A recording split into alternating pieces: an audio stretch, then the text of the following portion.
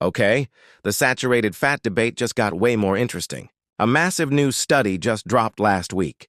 17 randomized clinical trials, over 66,000 participants, and the conclusion is going to make a lot of people on both sides of the fat debate very uncomfortable. Saturated fat is bad for you, but only if you're already at risk. If you're young and healthy with no cardiovascular risk factors, the benefit of cutting saturated fat is minimal, almost negligible. If you already have heart disease or multiple risk factors, cutting saturated fat could literally save your life. This is not a simple fat is fine or fat will kill you answer. And that's exactly why it matters. Because the internet has spent years fighting in two camps. The saturated fat is poison camp, and the butter and beef tallow are health foods camp. Both of them oversimplified it.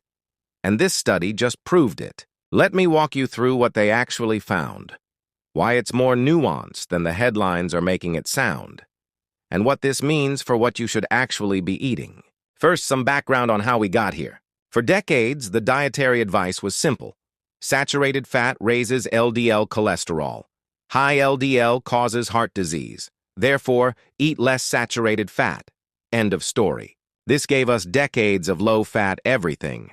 Low-fat yogurt loaded with sugar, margarine instead of butter, vegetable oils instead of animal fats. The whole low-fat craze of the 80s and 90s was built on this one assumption. Then the keto and carnivore movements came along and said the exact opposite. Saturated fat is fine. It's actually the carbs and sugar that are the problem.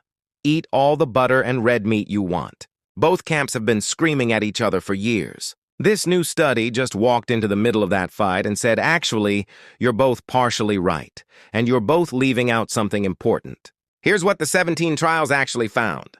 For people with established cardiovascular disease or multiple risk factors, reducing saturated fat intake, especially when replaced with polyunsaturated fats, the kind found in fish, walnuts, and flaxseed, produced meaningful reductions in heart attacks, strokes, and cardiovascular death over 5 years. That's a significant finding. Real people, real outcomes, real reduction in dying from heart disease.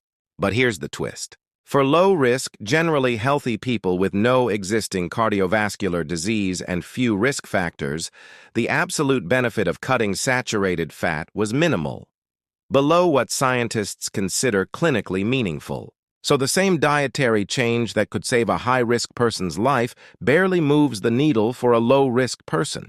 This is called risk-stratified evidence, and it's actually the future of nutrition science. Because we've spent decades giving one set of dietary rules to an entire population, when different people within that population have completely different risk profiles and completely different responses to the same foods. Now let's talk about the replacement part, because this is where people really get it wrong. The study found that replacing saturated fat with polyunsaturated fats was beneficial for high-risk individuals, but replacing saturated fat with refined carbohydrates showed little to no advantage, and sometimes actually worsened metabolic markers. Read that again. Swapping butter for white bread or low-fat sugary yogurt? Not helpful. Might even make things worse. This is exactly what happened during the low-fat era. People cut saturated fat and replaced it with refined carbs and sugar. The food industry flooded shelves with low-fat, ultra-processed products, and metabolic health got worse across the board. The lesson isn't eat less fat. The lesson is eat better fat and don't replace fat with garbage. Now let's talk about why this is politically explosive right now. Health Secretary RFK Jr. has been actively pushing for full-fat dairy, red meat, and beef tallow ahead of the 2025-2030 dietary guidelines. He's part of the Make America Healthy Again movement that's been questioning the recommendation to limit saturated fat to no more than 10% of daily calories. And now this study comes out saying, well, for healthy people, the absolute benefit of cutting saturated fat is minimal. On the surface, that sounds like RFK is right, and the internet is going to run with that. But here's what's missing from that take. Most Americans are not low risk. The United States has extraordinarily high rates of obesity, high blood pressure, high cholesterol, diabetes, and metabolic syndrome. A huge portion of the population is already in that high-risk category where cutting saturated fat does make a meaningful difference. So using this study to justify unlimited butter and beef tallow for everyone is taking a nuanced finding and turning it into a blanket excuse. That's not what the science says. What the science says is, know your risk, because your risk determines whether this dietary change matters for you or not. So how do you actually figure out your risk? And what should you do based on your answer?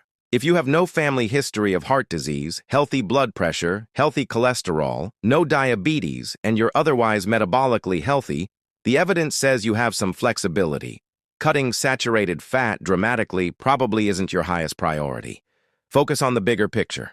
Cut ultra-processed food, eat more vegetables, get enough protein, sleep well. If you have elevated LDL cholesterol, high blood pressure, a family history of heart disease, diabetes, or you've already had a cardiac event, this research is directly relevant to you. Replacing saturated fat, especially the kind from red meat and processed meat, with polyunsaturated fats from fish, walnuts, and plant oils is something worth taking seriously, and doing it under the guidance of a doctor who knows your specific numbers. Now let's talk about the American Heart Association's 2026 dietary guidance, because that also just dropped in March. Their updated statement still recommends choosing unsaturated fats over saturated fats, but it acknowledges more nuance around specific foods like dairy. Full-fat dairy, which has been demonized for decades, is getting a more complicated reassessment. Some research suggests that the saturated fat in dairy behaves differently in the body than saturated fat from red meat. The fermentation process in cheese and yogurt may change how those fats are metabolized. So the AHA is now saying dairy is complicated rather than just avoid all saturated fat from dairy. That's a shift. They're also reinforcing what this new study found. The quality of what you replace saturated fat with matters enormously. Unsaturated fats good, refined carbs bad. That's the consistent message. Here's what I want you to take away from all of this. The fat debate was never as simple as either side made it out to be. It never was, butter is poison or butter is a health food. The real answer has always been it depends on what else you're eating, on your personal risk profile, on what you're replacing it with. This new study gives us something valuable. A framework for thinking about fat that's based on individual risk rather than one-size-fits-all rules. If you're low risk, don't stress about every gram of saturated fat. Focus on the bigger picture of your diet quality. If you're high risk, the evidence is clear. Swapping saturated fat for polyunsaturated fats meaningfully reduces your cardiovascular risk. That's worth taking seriously. And regardless of where you fall on that spectrum, one thing is consistently true. Replacing saturated fat with ultra-processed, low-fat products is not the answer. It never was, and this study confirms it once again. Real food, mostly plants, quality fats, appropriate protein. That's the consistent signal across all of this research.